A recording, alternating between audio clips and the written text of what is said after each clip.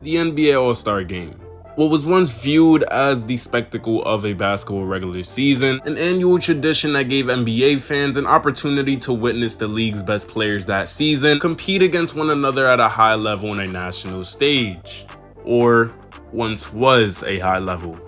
See, the All-Star Game has been going through a sharp decline in terms of anticipation and overall just the numbers and viewership due to not only a strong lack of anticipation and excitement from the basketball fan base, but also an extreme neglect of competitive nature and lack of effort from the players who get selected to be in the event. These are highlights from what NBA fans deemed as the worst All-Star Game of all time, which took place in Indiana last year after Adam Silver decided to go back to the traditional format of East versus West. Mind you, these are supposed to be highlights, my nigga. If you want solid seats to this event in real life, you'd be spending at least 2 bands to even attend the event. To watch these players jog up and down the court, take deep ass threes, get open lanes to the basket, and play nonchalantly with even less effort than an NBA summer pickup game. The main factors for this is organizations being more paranoid about their best players getting hurt during this event, especially in today's NBA where there's a new NBA star getting injured on a week-to-week basis.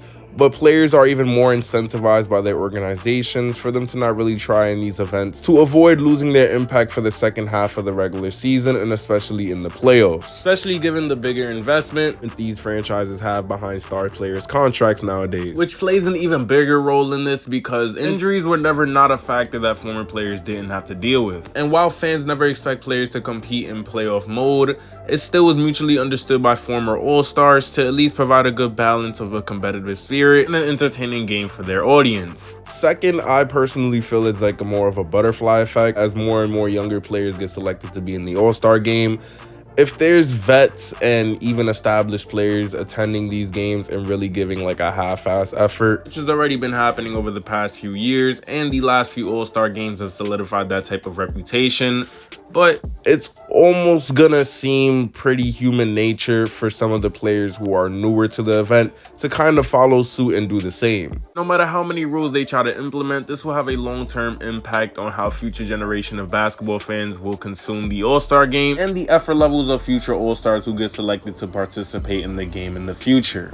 A large part of why the All-Star Game was more entertaining in the past is because we had seasoned vets and established players who were actually trying to win the game and gave a rat's ass about showing that effort on the floor, and if you didn't, you would get blown out on a national stage. Which added more fuel to the bragging rights of which conference had the better players in a time period where having pride in the conference you play for actually meant something. Until 2018, where Adam Silver would implement a difference in the event for the next few years, where it would allow the #1 vote getter in each conference to draft their own team based on a pool of selected All-Stars for that season. And contrary to popular belief, I actually kind of fucked with this rule change. In fact, the All-Star Game in 2018 was pretty solid, and the fourth quarter got pretty competitive. Since I've been playing All-Star games, this is the best one. You know, it's because of the format. All the guys came out and played hard. The All-Star Games in 2019 and 2021, you can definitely afford to miss. The 2022 All-Star Game was hosted in Cleveland and did experience its fairy tale ending with LeBron hitting the game-winning shot, but that matchup's entertainment value was definitely carried by Curry's 50-point performance, at the time breaking the record for most threes made in an All-Star Game, and bro was really just a human highlight reel that year, not gonna lie. And as for the All-Star Game in 2020, which in my humble opinion, I believe was the last All-Star Game that was bearable to watch, although it was kind of day room that the game was won by free throws. Nonetheless, this rule change would only temporarily solve the issue until we really seen the peak of this disaster in the All-Star Games in 2023 and 2024.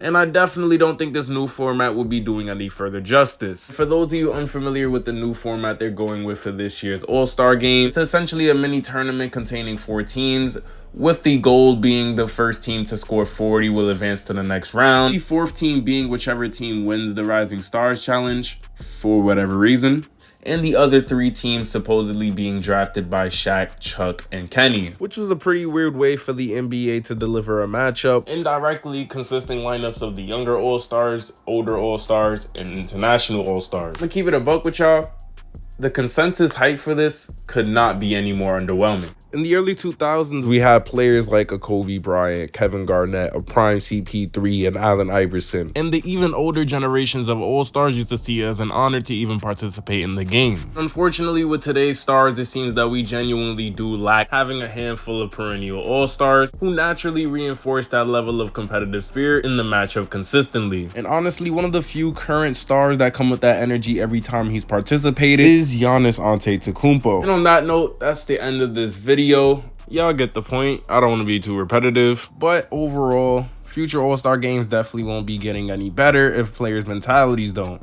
With that being the case, I do feel that a majority of older NBA fans around this time of year will always be reminded of the nostalgia of what was one of the most exciting times during the regular season in the NBA All-Star Game. As for my closing thoughts, LaMelo being the first player to lead the All-Star fan voting and not make it is kind of crazy, which did raise some questions towards what is the criteria for even being selected as an All-Star, because he's clearly what the people wanted to see. But I guess as long as there's an All-Star game, there will be All-Star snubs. Sabonis got hold too. The jerseys are smooth. It'd be pretty humiliating if one of the rookie teams is able to beat one of those all-star lineups. It'd definitely serve as an eye-opener, not gonna lie. If you guys enjoy, leave a like down below. Subscribe to the channel if you're new. You know we get litty in this section. If you guys end up tuning into the All-Star game tomorrow, let me know how you felt about it down in the comments below. If not, let me know what year was your favorite All-Star game to watch. And if you are a fan of these consistent rule changes. And until next time, y'all be easy, man.